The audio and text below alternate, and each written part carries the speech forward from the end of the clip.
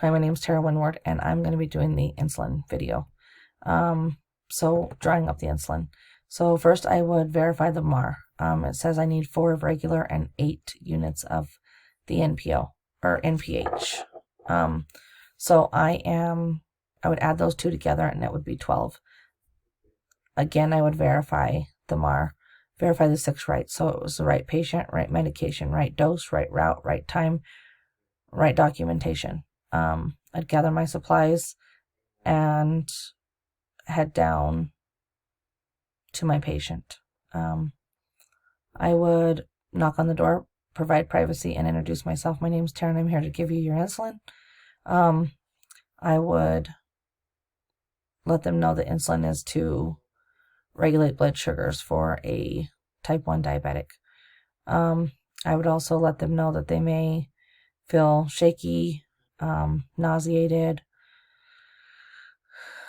begin sweating are some side effects of the insulin, and if they persist or get worse, they need to contact their doctor.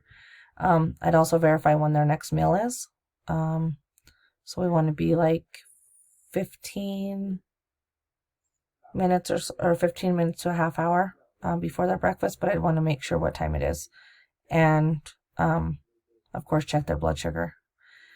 Then I'd allow the patient to, I'd ask the patient if they had any allergies, food, medication, environmental, and allow the patient to ask questions. Then I would perform hand hygiene and put on my gloves.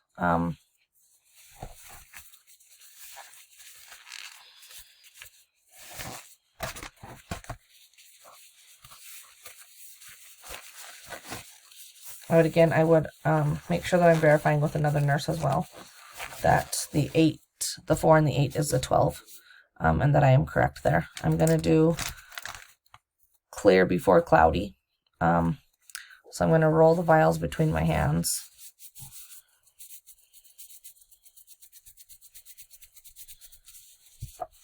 I'm going to take off the tops.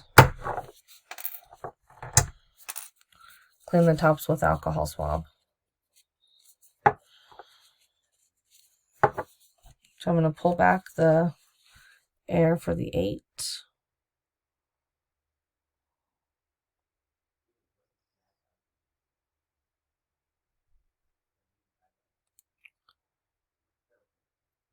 And then the 4, which would be 12 units.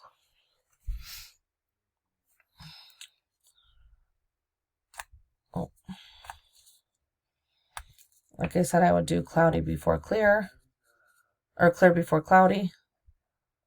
So I would inject the 4 units here, or the air into here, and then I would pull 4 units. 1, 2, 3, 4. No. 2, 3, 4.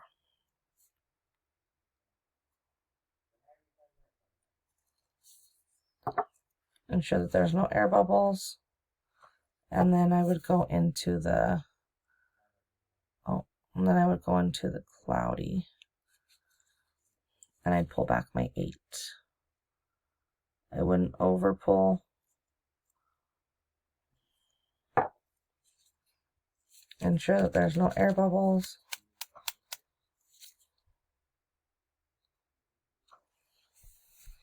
There's 12 units. Let's see, where 12 units. And then I would also verify with another nurse that we are correct.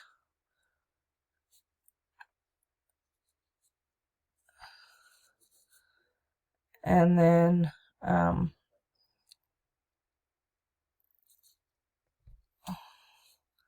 make sure that it's a sterile area that I lay it down on.